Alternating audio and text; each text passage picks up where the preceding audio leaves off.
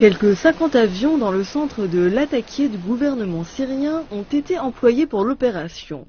Le ministre russe de la Défense déclare que les frappes aériennes ont touché plus de 100 cibles du groupe État islamique, dont des points de commandement, des entrepôts de munitions et des usines de production d'explosifs.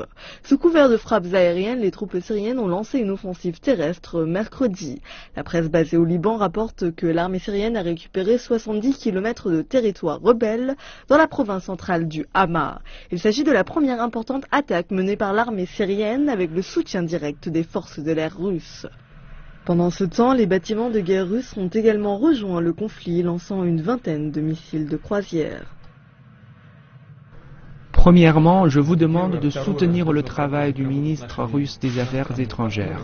Deuxièmement, nous devons continuer notre coopération avec nos partenaires étrangers. Sans ces pays, sans l'Arabie Saoudite, la Turquie, les États-Unis et l'Iran, il est difficile de combattre le groupe État islamique.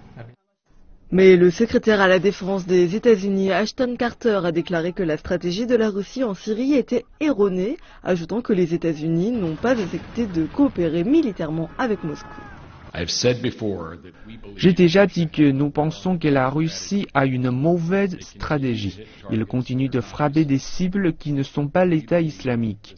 Malgré ce que disent les Russes, nous n'accepterons pas de coopérer avec la Russie tant qu'il continue d'exécuter une stratégie erronée et de viser ses cibles.